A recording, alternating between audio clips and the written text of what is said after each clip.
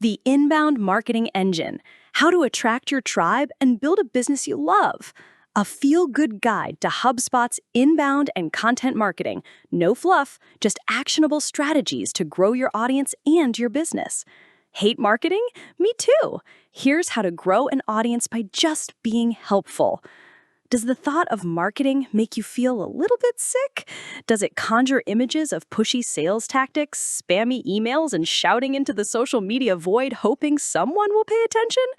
I get it.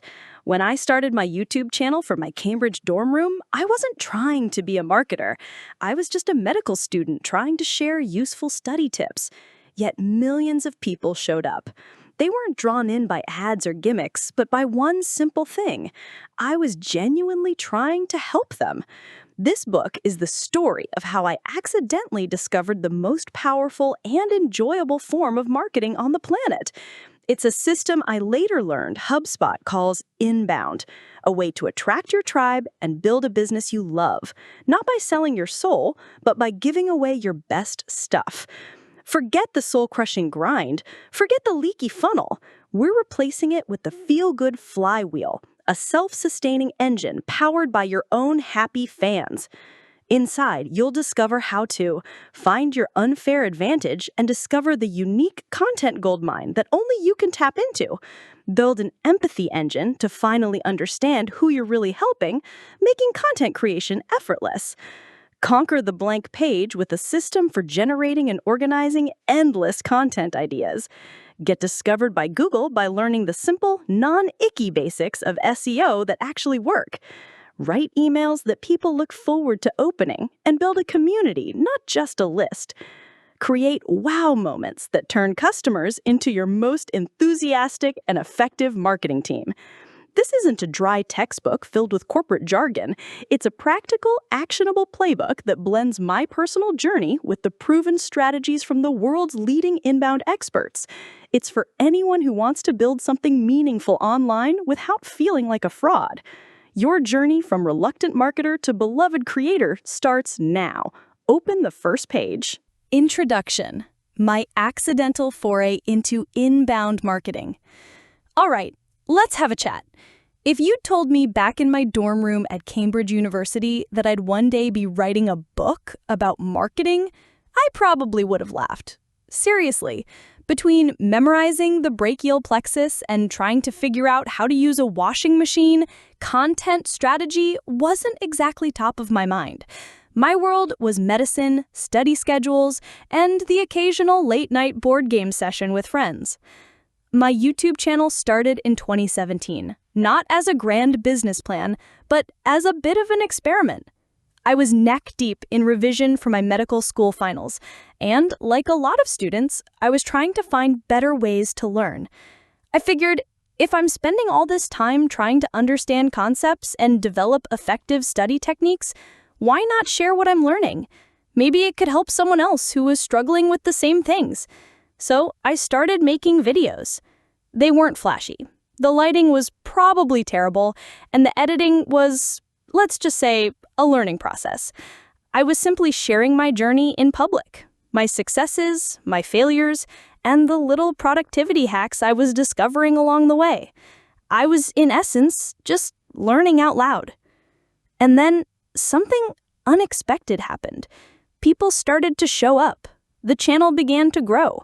First to 1,000 subscribers, then 10,000, and it just kept going. These weren't people I was chasing with paid ads or spammy promotions.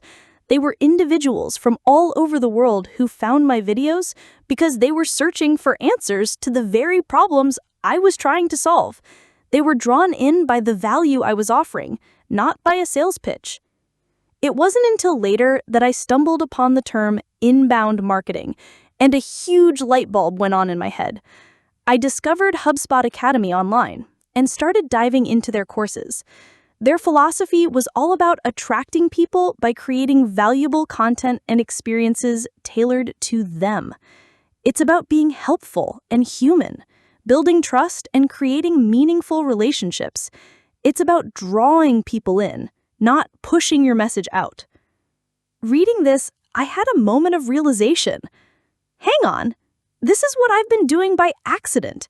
The principles HubSpot was teaching, understanding your audience, creating helpful content, engaging with your community, were the very things that had allowed my channel to grow organically. It was a complete paradigm shift for me. This wasn't the sleazy, Mad Men style marketing I always imagined. This was something that felt good. That's what this book is all about. It's my attempt to reverse engineer that accidental success and combine it with the powerful, proven strategies from HubSpot Academy. We're going to take my core philosophy of feel-good productivity, the idea that you're more effective when you enjoy what you're doing, and apply it to the world of marketing. Forget the dry corporate jargon and the complicated frameworks that make you want to tear your hair out. This is about building a marketing engine that feels authentic, is genuinely enjoyable to run, and most importantly, actually works to grow your audience and your business. So, if you're ready to ditch the grind and learn how to attract your own tribe of amazing people, you're in the right place. Let's get started. Chapter 1, The End of the Grind. Why traditional marketing is a recipe for burnout. Have you ever walked into a shop just browsing and a salesperson immediately latches onto you like a limpet? "Can I help you?" they ask, which is nice, but then they follow you, hovering, offering unsolicited advice on products you haven't even looked at. It goes from helpful to deeply uncomfortable in about 7 seconds. You start to feel like a target, a walking wallet they're trying to pry open. Your only goal becomes escape. That, in a nutshell, is the old way of marketing. It's the pop-up ad that blocks what you're trying to read, the cold call that interrupts your dinner, the pushy sales pitch that makes you want to run for the hills. It's a game of interruption and persuasion. And frankly, it's exhausting, not just for the person on the receiving end, but for the one doing the pushing.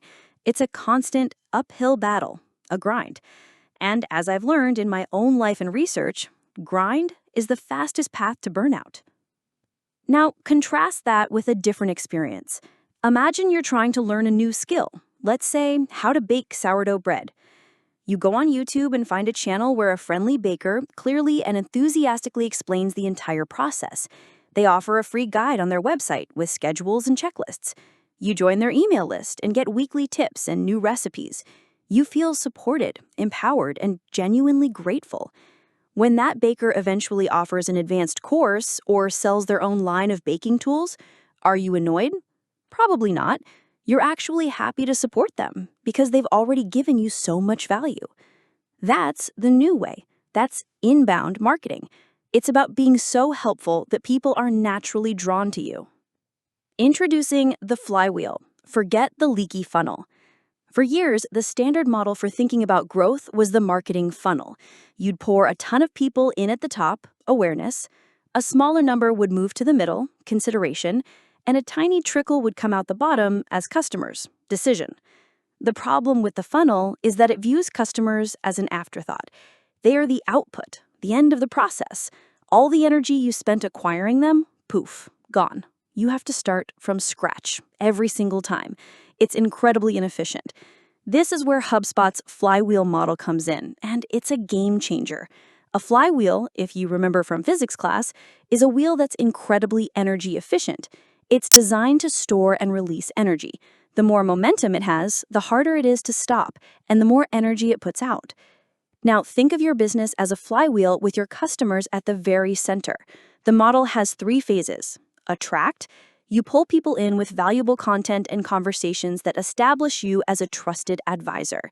This is about creating helpful blog posts, YouTube videos, podcasts, content that people are actively searching for. Engage.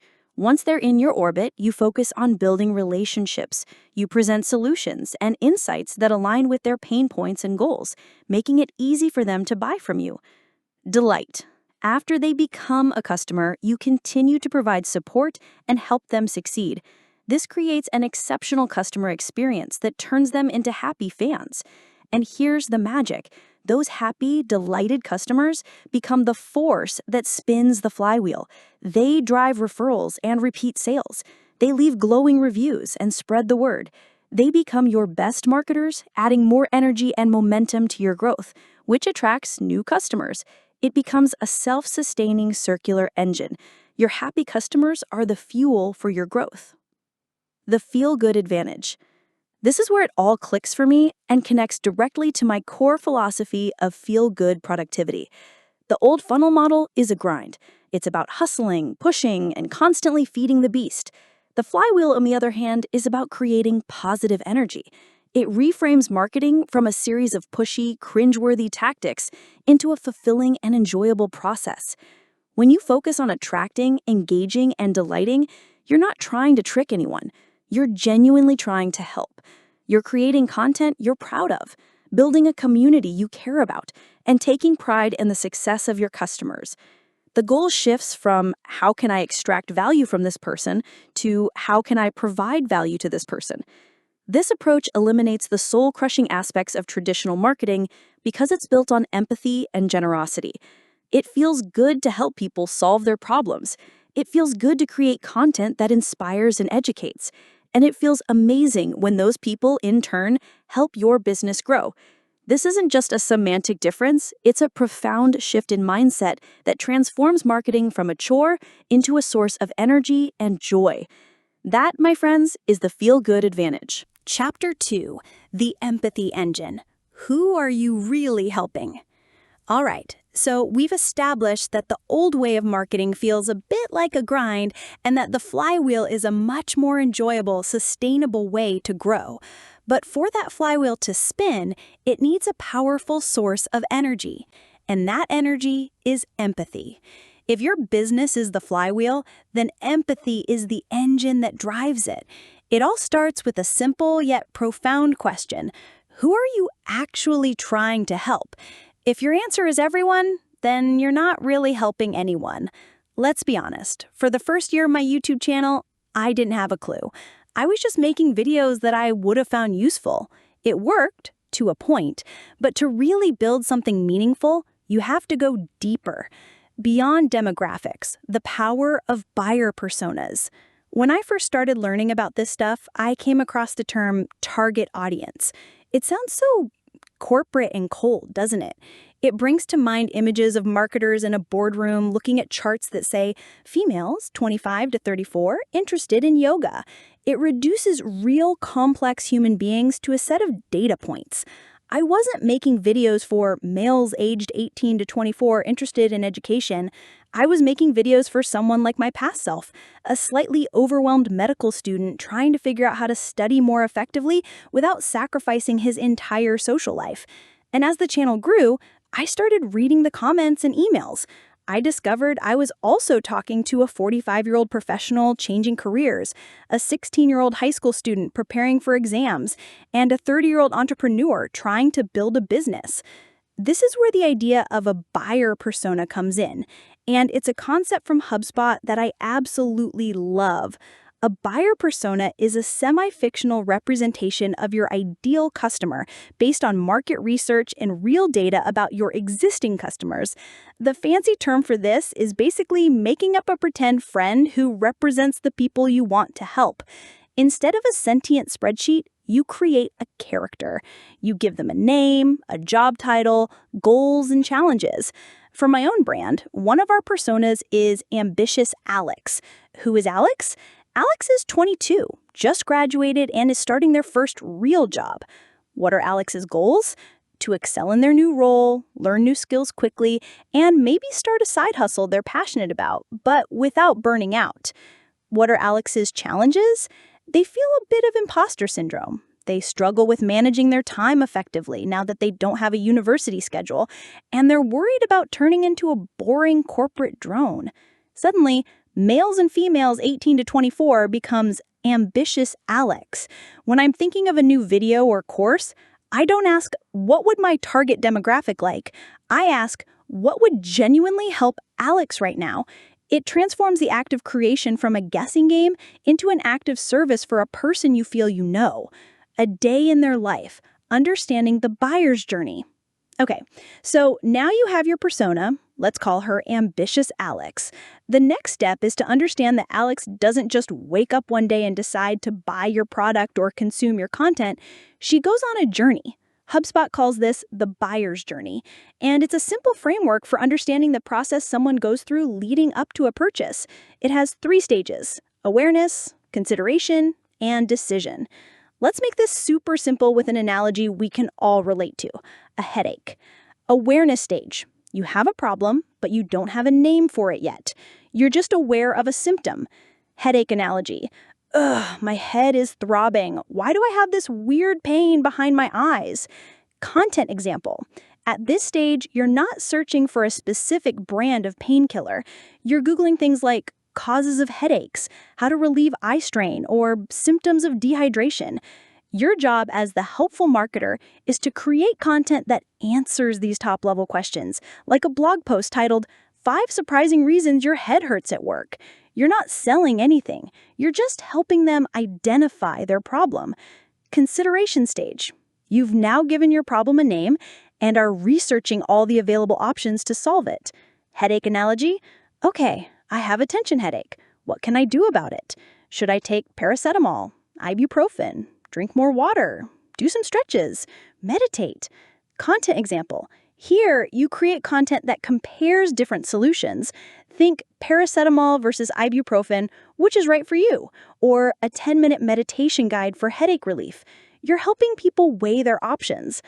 Decision stage. You've decided on a solution category and are now trying to pick a specific product or provider. Headache analogy? Right. I'm going with ibuprofen. Now, which brand should I buy?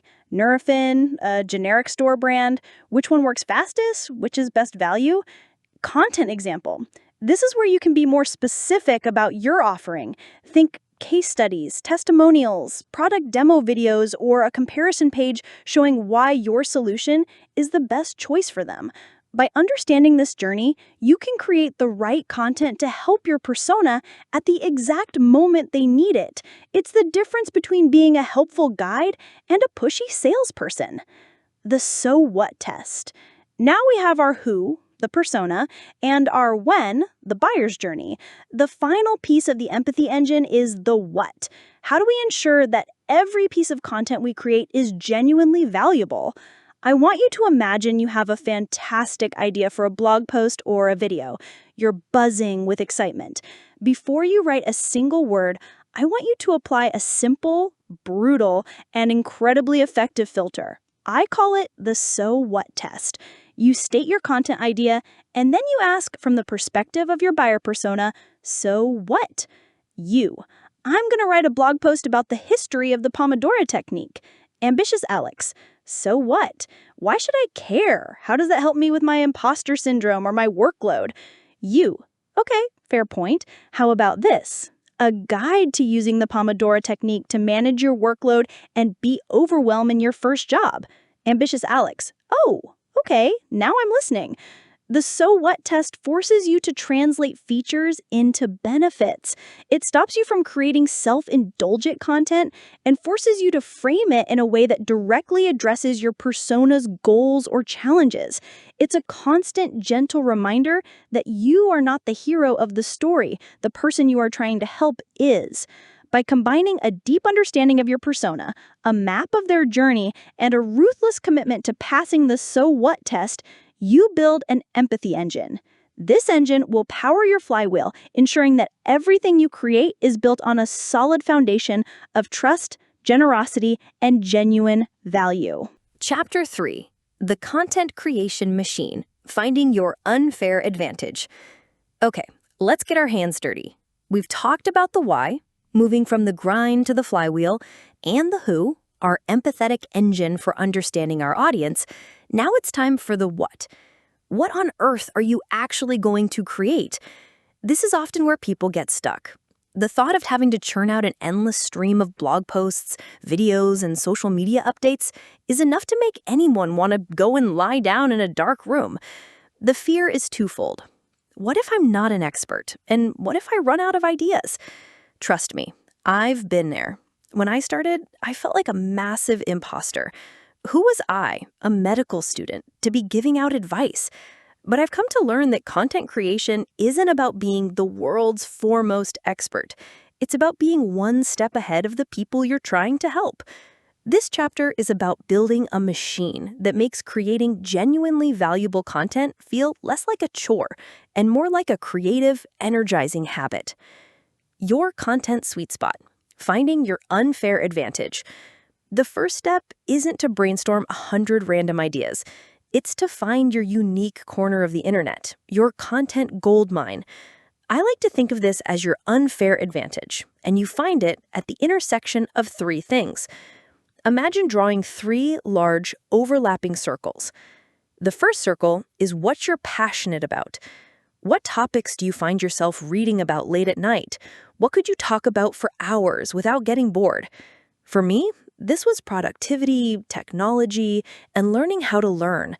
You cannot sustain a content engine on a topic that bores you to tears. Your enthusiasm, or lack thereof, will be glaringly obvious. The second circle is what you're good at. This doesn't mean you need a PhD in it. It just means you have some experience or skill. Maybe you're great at organizing your finances, baking incredible cookies, or you've just navigated the confusing process of buying your first home. When I started, I was good at studying for exams because, well, I had to be. Your skill might be something you take for granted, but for someone else, it's a mystery they need help solving. The third circle is what your audience needs.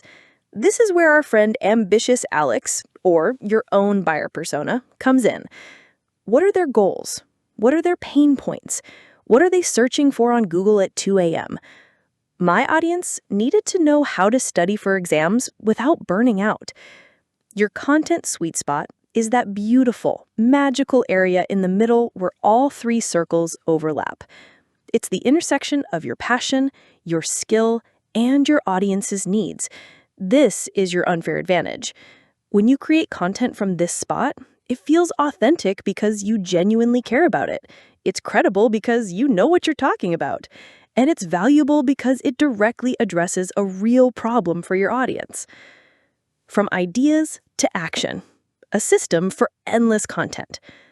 Once you've found your sweet spot, the fear of running out of ideas starts to fade, but you still need a system to catch them. Inspiration is fleeting. It strikes while you're in the shower or on a run. You can't just expect to sit down at a blank screen and have genius pour out of you. You need an idea capture system, or what I like to call a second brain. This sounds fancy, but it can be as simple as a notebook or a free app like Notion or Google Keep. The system has two parts. The capture habit. Your only job here is to get ideas out of your head and into your system the moment they appear. Don't judge them, don't edit them, just capture them. Did a friend ask you a great question? Write it down. Did you solve a frustrating problem? Write it down. Did you read a fascinating article? Save the link and write down your thoughts. You are building an inventory, a personal library of potential content. The Content Hub. This is where you organize your captured chaos. Once a week, go through your capture inbox and sort your ideas. I use a simple database in Notion with columns like idea, a brief title, for example, how to use flashcards without getting bored. Format. Is this a blog post, a YouTube video, a short tweet? Persona. Who is this for? Ambitious Alex. Buyer's journey stage. Is this for awareness, consideration, or decision? Status. Idea, in progress, published. This system turns you from a content consumer into a content collector. You start seeing ideas everywhere. That anxiety of the blank page disappears because you're never starting from scratch. You're starting from a list of dozens of potential ideas that you already know are relevant and interesting. The power of storytelling. Now you have an idea that sits in your sweet spot. How do you make it engaging? The answer is simple, but not always easy. You tell a story. This is a cornerstone of great content marketing that HubSpot champions, and for good reason. Facts and data are fine, but stories are what connect with us as humans. Stories are memorable. Let's say your topic is the importance of time blocking. The dry, factual approach. Time blocking is a time management method that asks you to divide your day into blocks of time. According to a study, it can increase productivity by 40%. and your reader is already asleep. The storytelling approach. For the first 2 years of medical school, my calendar was a disaster. I was constantly stressed, always feeling like I was behind, and my revision was all over the place. I'd sit down to study and just get distracted. Then I discovered a simple technique called time blocking, and it completely changed the game. Let me tell you how it took me from being a stressed out mess to feeling in control of my schedule. See the difference? The second one hooks you in. You want to know what happened next. You don't need to have a life story worthy of a Hollywood movie. You just need a simple framework. Think of it this way. The hook, the relatable problem, start with the struggle. A time you were confused, frustrated, or failing. This makes you instantly relatable. The journey, the search for a solution, talk about what you tried that didn't work. This builds suspense and shows that you understand the process of trial and error. The discovery, the aha moment. Introduce the key insight, the technique, the solution you found. This is where you deliver the core value of your content. The transformation, the result. Explain how that discovery changed things for you. Show the after picture. This provides the inspiration and a clear path for your audience to follow. By weaving your advice into a simple story, you do more than just transfer information. You create an emotional connection. You build trust. You turn a dry lesson into a memorable and compelling narrative that inspires people to take action. And that is the heart of creating content people genuinely want. Chapter 4. The blog as your digital hub. Your 24/7 salesperson that doesn't feel like one.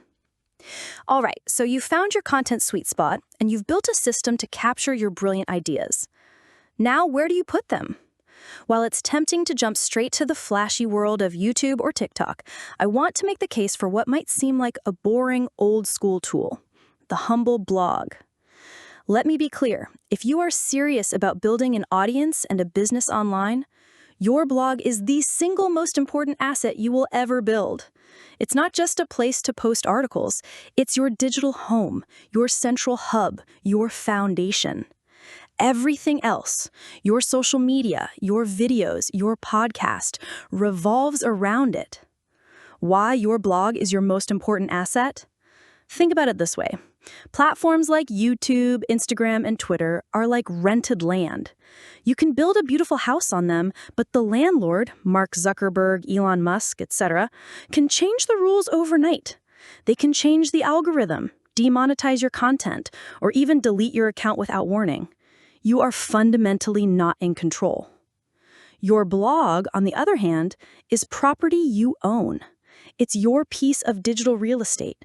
You control the design, you control the content, and most importantly, you control the relationship with your audience.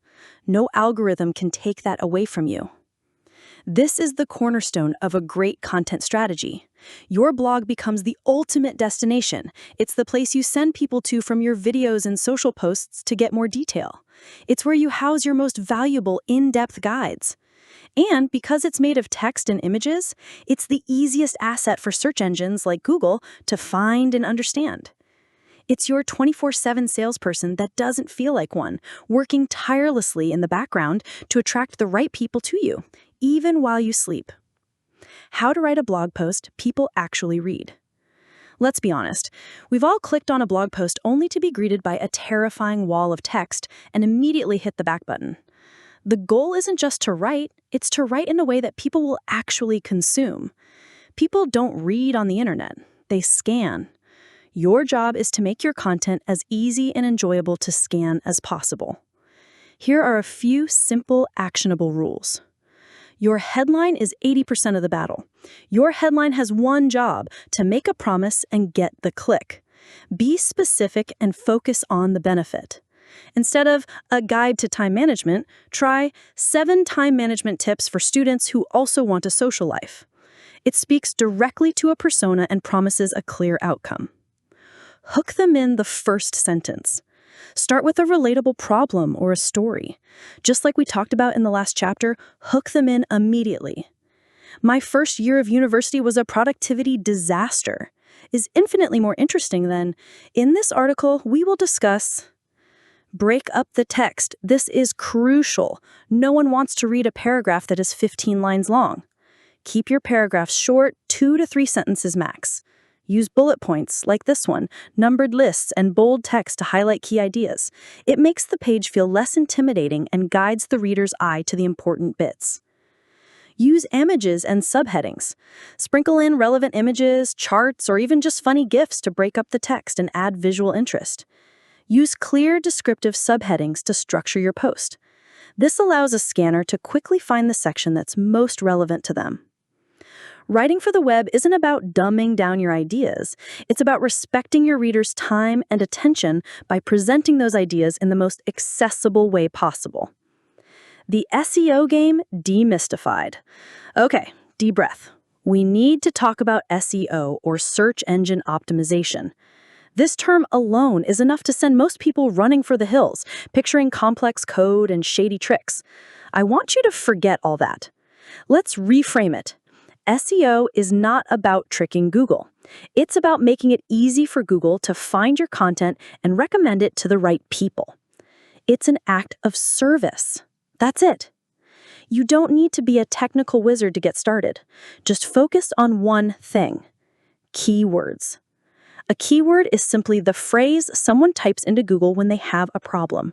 Your job is to figure out what that phrase is and create a piece of content that is the best possible answer to it. How do you find these keywords? You don't need expensive tools. Just use Google. Type a broad topic into the search bar, like how to study. Look at the autofill suggestions: how to study effectively, how to study for exams, how to study smart not hard. These are real people are searching for. Look at the people also ask box. It's a goldmine of related questions. Scroll to the bottom of the page and look at related searches. Once you've picked a keyword phrase, e.g., how to study smart not hard, your only job is to write the best, most helpful article on the internet about that topic. Then just make sure you put that exact phrase in a few key places: your blog post's main title, the headline, the first paragraph of your post, and a few of your subheadings. That's it. That's 80% of the SEO battle won. You're not tricking anyone. You're just putting up clear signposts that tell Google, hey, this article is about how to study smart, not hard. If someone is searching for that, you should show them this. It's just being helpful, both to your reader and to the search engine trying to help them. Chapter 5. Beyond the blog, conquering YouTube, podcasts, and social media.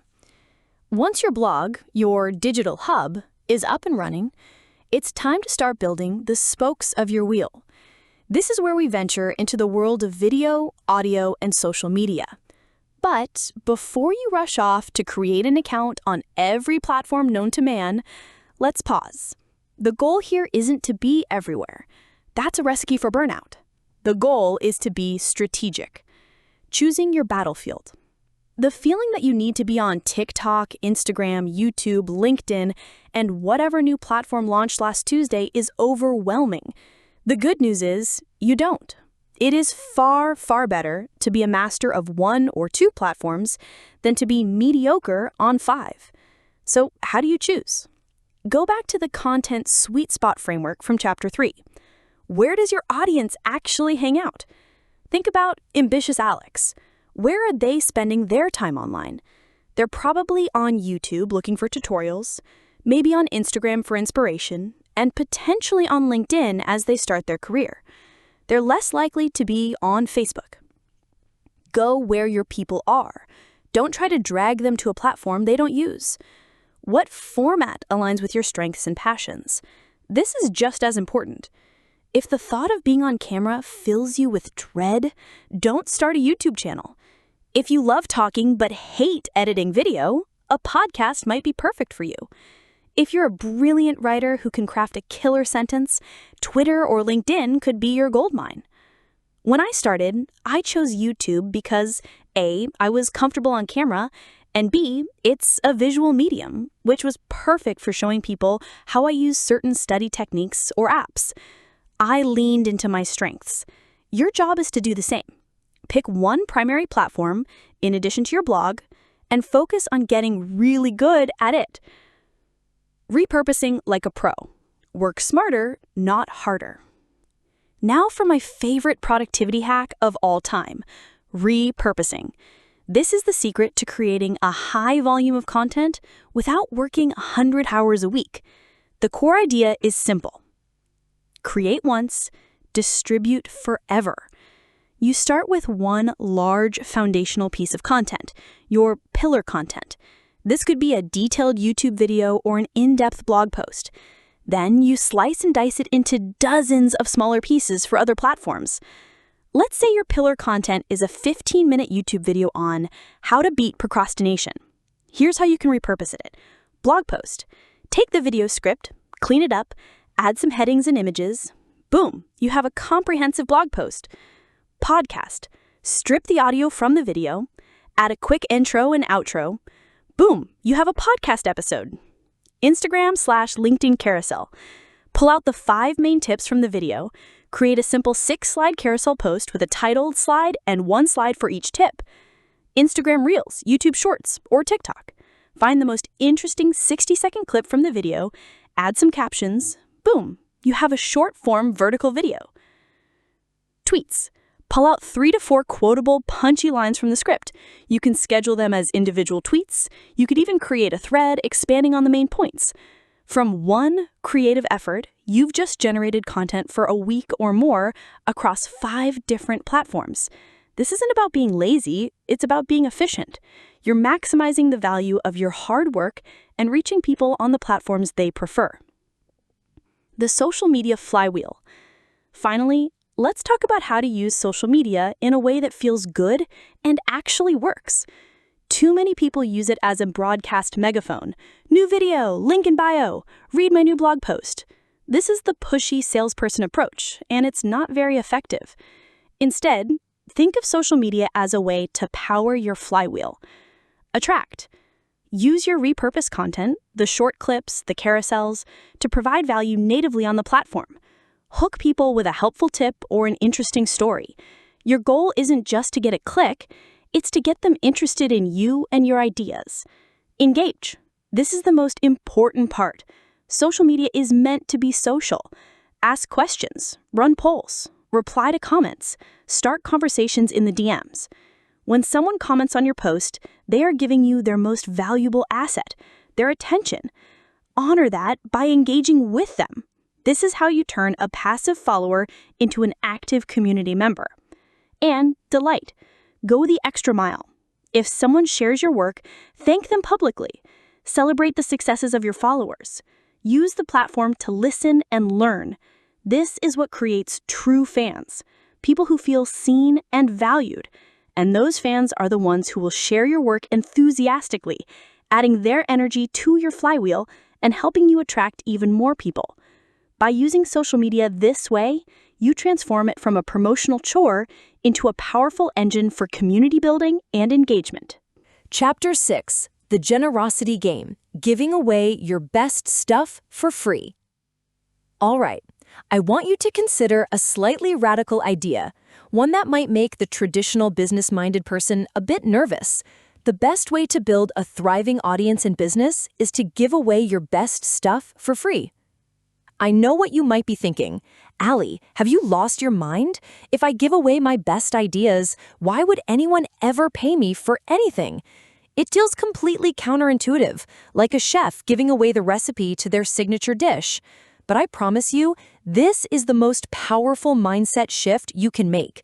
It's the core of the engage phase of the flywheel, and it's built on a foundation of generosity. The power of free and valuable content. Think back to the last time you subscribed to an email newsletter. Why did you do it? It probably wasn't because you love getting more emails. It was because someone offered you something you genuinely wanted in return. Maybe it was a discount, a free guide, a checklist, or a template.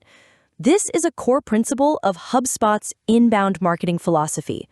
You earn attention and trust by being relentlessly helpful. You aren't just trading a PDF for an email address. You are making a much more valuable transaction. You are trading value for trust. And online, trust is the single most valuable currency you can have.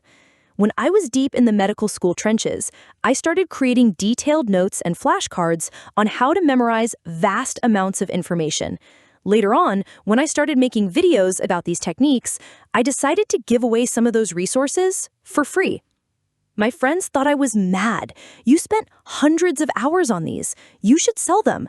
But I put them on my website as free downloads. The result? Thousands of students downloaded them. They got a quick, tangible win. They saw that I wasn't just talking about being productive, I was giving them the actual tools to do it. That single act of generosity built more goodwill and trust than any clever marketing slogan ever could. It created a community of people who knew that I was genuinely there to help. And when I eventually did create a paid course on study techniques, a lot of those same people were the first to sign up because the trust was already there. The fear that people won't buy from you if you give away too much is based on a scarcity mindset. The reality is the opposite. The more value you provide for free, the more people will trust your expertise, and the more they will want to go deeper with your paid offerings. Creating your first lead magnet, a step-by-step guide. Let's demystify the slightly cringy marketing term lead magnet. It sounds like something you'd use to catch snails. I prefer to call it a free gift or a helpful handout. It's simply a valuable piece of content you give someone in exchange for their email address, allowing you to continue the conversation with them. Creating your first one doesn't have to be a monumental task. The key is to be specific and genuinely useful. Here's a simple step-by-step process. Identify one specific problem. Go back to your buyer persona, ambitious Alex. What is one small, nagging problem they face? Don't try to solve all their problems at once. Instead of how to be productive, focus on something like how to plan your week or how to stop mindlessly scrolling on your phone. The more specific the problem, the more potent the solution. Create a high-value, quick win. Your free gift needs to provide an immediate solution to that one specific problem. It should be something they can consume or use in under 15 minutes. The goal is for them to think, wow, that was actually really helpful. Some of the best formats are a checklist, the 10-point checklist for a perfect weekly review, a template, my personal Notion template for daily planning, a resource guide, the top 5 free apps I use to stay focused, a short ebook or PDF guide, a 5-step guide to reading more books. Package it nicely, but don't overthink it. You don't need to hire a world-class designer. Just open up a simple tool like Canva, it's free, pick a clean template, add a cover page with a clear title, use your brand colors and fonts, and save it as a PDF. A little bit of polish makes your gift feel more valuable and shows you care. It's the difference between getting a gift in a nice box versus a crumpled plastic bag. My first ever lead magnet was a very simple PDF listing the tech and apps I used for studying. It probably took me an hour to put together, but it solved a specific question I got asked all the time. It doesn't have to be perfect, it just has to be helpful. The art of the call to action that doesn't feel icky. Okay, so you've created your amazing free gift. How do you offer it to people without sounding like a pushy salesperson? This is where we need to master the art of the call to action, or CTA. Most CTAs on the internet are terrible. They're demanding, like subscribe now, or vague, click here. This is the old way of thinking. Let's reframe it. A good CTA is not a call to action, it's a call to value. It's a helpful, friendly signpost that points someone towards the next logical step if they want more help with the problem you've just been discussing. Here's how to craft a CTA that feels like a natural extension of your content, not an interruption. Use action-oriented, value-focused language. Instead of submit, use language that describes what the person is getting. Icky, download now. Better, get the free weekly planning template. Place it where it makes sense. The best place for a CTA is right after you've provided value on that exact topic. If you've just written a blog post about the benefits of a weekly review, the perfect next step is to offer your weekly review template. It feels helpful, not salesy. Make it a low-stakes invitation. Frame it as an easy, breezy next step. Icky, enter your email for our newsletter. Better, If you found this helpful, you might also like my free template. You can grab it here and I'll send it straight to your inbox. The goal is for your CTA to feel like a friend saying, "Oh, you liked that? Well, if you want, I've got some notes on it you can have." It's an act of generosity, not a demand.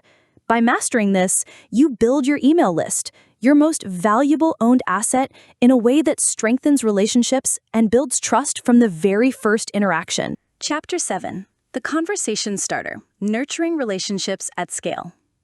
All right, let's be honest. How do you feel when you open your personal inbox? If you're anything like me, it's a mix of dread and resignation. It's a space cluttered with order confirmations, password resets, and a deluge of promotional emails from brands you barely remember, all shouting, "Buy now," and "Last chance." This is why most people think email marketing is dead, or at best, a necessary evil. But what if we could reframe it? What if, instead of seeing email as a megaphone to blast out sales pitches, we saw it as the single best tool we have for having a personal conversation? Your blog and your social media are public spaces, like a bustling town square. Your email list is your home.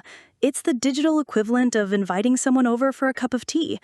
It's where you can have deeper conversations, build real relationships, and turn passive viewers into genuine active fans. Email marketing that people actually look forward to.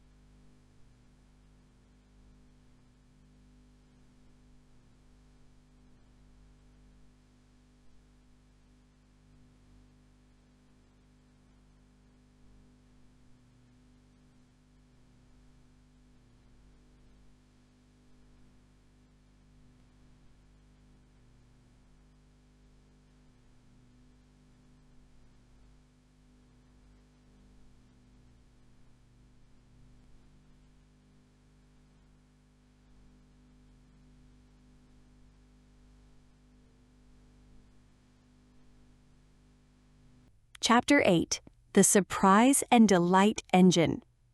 All right, let's talk about what happens after someone clicks buy. For most businesses, this is the end of the story. The transaction is complete, the money is in the bank, and the marketing funnel has done its job. The customer is now an afterthought, an entry in a spreadsheet. Honestly, this is a terrible way to run a business, and it's why so many of us experience that weird feeling of post-purchase blues. You get excited about something, you buy it, and then crickets. You're left alone, wondering if you made the right choice. The company you just trusted with your money has effectively ghosted you. This is the final and, in my opinion, most important phase of the flywheel: delight. If attract is like making a new friend and engage is like building a relationship, then delight is what turns that friend into a ride or die, will help you move a sofa at 3 a.m. best mate. It's where we stop thinking about acquiring customers and start thinking about creating fans. And fans, my friends, are the most powerful and sustainable growth engine you will ever have. Beyond the purchase, the post-sale glow-up. Marketing doesn't stop at the sale. In the flywheel model, the sale is the moment a customer gets strapped onto the wheel, ready to add their energy to it. The post-sale glow-up is our job to ensure they have such a fantastic experience that they can't help but make that wheel spin faster. Think about it. Who are you more likely to trust? A flashy billboard ad? Or a friend who grabs you by the shoulders and says, "You have to try this, it completely changed the game for me"? The answer is obvious. Word of mouth is and always will be the most effective form of marketing. The delight phase is our system for generating that word of mouth, not by begging for it, but by earning it. The goal is simple: to make the customer's experience so surprisingly good that they feel compelled to talk about it. It's about creating a story they can tell, where they are the hero who made a smart decision and you were the guide who helped them achieve an amazing result. Simple ways to create wow moments. Delighting your customers doesn't mean you need to send them all a new iPad. In fact, a lot of the time, expensive gestures can feel a bit weird and impersonal. The most powerful wow moments often come from small, unexpected, and deeply human gestures. They work because they cut through the noise of our automated world and show that there's a real person on the other side who genuinely cares. Here are a few simple, low-cost ways to create delightful moments. The personal video message. If someone buys your course or product, record a quick 30-second video on your phone or using a tool like Loom. "Hey Sarah, Ali here. I just saw you signed up for the course. So excited to have you here. I think you're particularly going to love the module on X. If you have any questions, just hit reply. Cheers." This takes almost no time, but the impact is massive.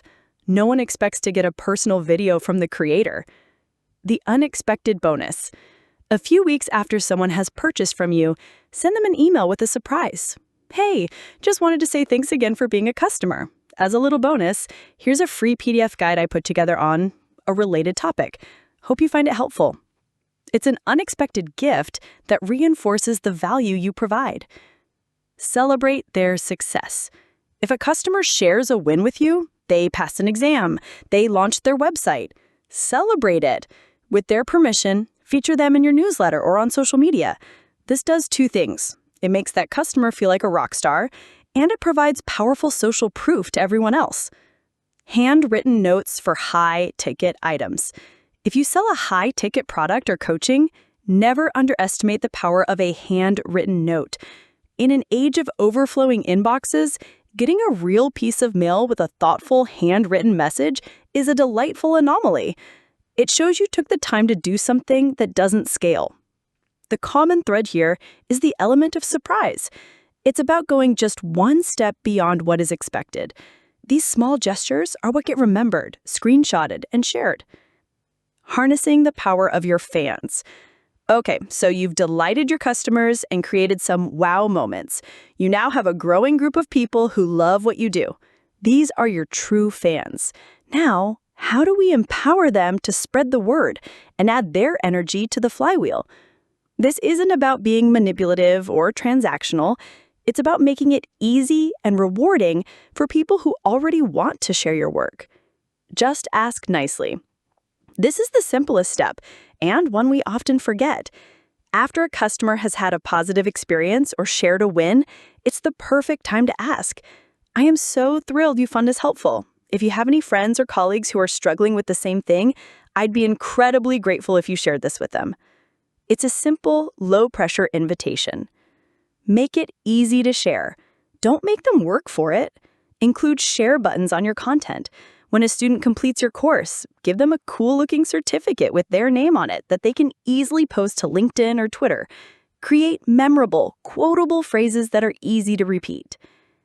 Create a formal referral program. This is a fantastic way to thank your fans in a tangible way. Set up a simple affiliate program where if a fan refers a new customer, the fan gets a small kickback for anyone they send your way. Frame it not as a money-making opportunity, but as a thank you. As a way of saying thanks for spreading the word, I want to give you a small kickback for anyone you send my way. It's a true win-win. Build a home for your fans. For your most dedicated supporters, create a dedicated community space, like a Discord server or a Circle community or a private Facebook group. This turns individual fans into a collective community. They can support each other, share ideas, and their combined energy creates a powerful center of gravity for your brand. This becomes your ultimate delight engine. By focusing on delight, you close the loop. You transform customers from an output into the fuel that powers your entire growth engine. You create a self-sustaining system built on generosity, goodwill, and genuine human connection. It's not just a more effective way to grow a business, it's a more enjoyable and fulfilling way to do it. Chapter 9. Measuring What Matters. A feel-good approach to analytics. All right, we've come to the final and perhaps most feared part of our journey, the numbers. The word analytics is enough to make most creative people break out in a cold sweat. It conjures images of complex spreadsheets, terrifying graphs that only go down, and the overwhelming dashboard of Google Analytics, which, let's be honest, looks like the cockpit of a spaceship you have no idea how to fly. When I first started on YouTube, I was obsessed with the analytics. I would refresh the subscriber count dozens of times a day. I'd get a high when it went up and feel a genuine pang of disappointment when it went down. Yes, it can go down. My mood for the entire day could be dictated by a graph. It was a terrible, anxiety-inducing way to live. The problem was I was measuring the wrong things. I was addicted to what we call vanity metrics. This final chapter is about freeing you from that addiction. It's about finding a feel-good approach to data, one that empowers you instead of overwhelms you, so you can focus on what truly matters, making progress and enjoying the journey. Ditching the vanity metrics, what numbers actually move the needle? Vanity metrics are numbers that are easy to measure and look impressive on the surface, but don't actually tell you anything useful about the health of your business. They are the internet equivalent of empty calories. Think social media followers, likes, views, and yes, even subscriber counts. It feels great to hit 10,000 followers on Instagram, but what does that number actually mean? How many of those people are real fans? How many will ever visit your website or buy your product? That number doesn't tell you. It's a measure of popularity, not progress. Chasing it is a recipe for burnout because it's a game you can't win. There will always be a bigger number to hit. Instead, we need to focus on actionable metrics. These are the numbers that give you real feedback on your system. They tell you if your flywheel is actually spinning. They are the numbers that, if they go up, directly translate to a healthier, more sustainable business. Think of it this way. A vanity metric is the number of people looking at your shop window. An actionable metric is the number of people who come inside, have a chat, and join your mailing list. Which would you rather have? 1,000 people who glance and walk away, or 10 people who come inside and want to build a relationship? The answer is obvious. Actionable metrics are all about measuring the strength of those relationships. A simple dashboard for a saner life. So what should we measure? The good news is you only need to track a handful of key numbers. You don't need to spend hours getting lost in analytics. You just need a simple sanity dashboard that you check once a week for 10 minutes. That's it. Here's a template for a dashboard that aligns directly with our feel-good flywheel. You can build this in a simple spreadsheet or even just write it in a notebook. My weekly sanity dashboard. The attract metric, website traffic from key channels. What it is, how many people visited your blog this week from Google, YouTube, or your main social platform. Why it matters? This tells you if your efforts to attract new people are working. It shows if your SEO is improving or if your videos are successfully sending people to your digital home. The engage metric, new email subscribers. What it is, how many new people gave you their email address in exchange for your free gift. Why it matters? This is arguably the most important number in your entire business. It's a direct measure of how many people have raised their hand and said, yes, I trust you and I want to hear more from you. It's the primary measure of relationship growth. The delight and sustain metric, total revenue or sales. What it is, how much money did the business generate this week? Why it matters? Let's not be shy about this. A business needs to make money to be sustainable. This number tells you if you are providing enough value that people are willing to pay for it. It's the ultimate validation that your flywheel is creating true fans who want to support your work. That's it. Just 3 numbers. If you track these 3 things every week, you will have a crystal clear picture of the health of your inbound engine. You'll know if you're attracting new people, engaging them in a deeper relationship, and delighting them enough to build a sustainable business. Everything else is just noise. The experimenter's mindset. Always be learning. This brings us to the final and most important idea in this entire book. Please don't view anything you've read as a rigid set of instructions you must follow perfectly. Instead, I want you to adopt the experimenter's mindset. Think of yourself not as a marketer or a business owner, but as a scientist in a lab. Your business is your laboratory. Every blog post, every video, every email you send is a little experiment. Your sanity dashboard isn't a report card for judging your success or failure. It's simply the data coming back from your experiment. With this mindset, there is no failure. There's only data. Did a blog post not get much traffic? Interesting data. The experiment suggests that headline or topic didn't resonate. What can we learn from that? Did a new lead magnet get a ton of signups? Interesting data. The experiment suggests we've hit on a real pain point for our audience. How can we double down on that? When you see your work as a series of low-stakes experiments, it removes the pressure and the fear. It brings back a sense of playfulness, curiosity, and fun. You start asking questions like, I wonder what would happen if I tried writing in a more casual tone, or let's test a weekly Q&A on Instagram and see what the data says. This, ultimately, is the heart of feel-good productivity and inbound marketing. It's about detaching your ego from the outcome and falling in love with the process. It's a journey of continuous learning, of putting things out into the world, seeing what happens, and using that feedback to get a little bit better every single day. You don't need to have it all figured out. You just need to be willing to start, to be helpful, and to be curious. So, what's the first small experiment you're going to run? Conclusion. Your inbound journey starts now. And so, here we are. We've journeyed from the anxiety of the blank page and the cringy feeling of the hard sell all the way to a system for growth that, I hope you'll agree, actually feels pretty good. We started with my accidental foray into this world, a medical student with a camera, and ended with a simple dashboard to measure what truly matters. If you take only one thing away from this entire book, let it be this. The principles we've discussed are not just a collection of clever marketing tactics. They're a blueprint for a more sustainable, enjoyable, and altogether more human way to build a business or a personal brand. This is about a fundamental shift in mindset. It's about moving away from the old, interruption-based model of shouting at people and toward a new model of earning attention by being genuinely, relentlessly helpful. It's about shifting your focus from how can I sell to this person to how can I help this person, from interrupting to attracting. The flywheel isn't just a prettier diagram than the funnel, it's a completely different philosophy. It's a system that understands that the energy you put into delighting your audience and customers isn't lost. It's the very force that propels you forward. It creates a positive, self-sustaining loop where doing good work and being a good person directly fuels your growth. It eliminates the grind and replaces it with a sense of purpose and play.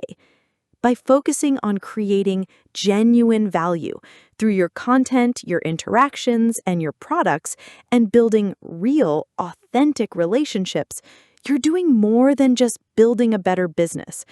You're making your own small corner of the internet a slightly better, more valuable, and more interesting place. You're contributing, not just taking. The inbound journey is waiting. You have the map, you have the tools. So what's your first step going to be?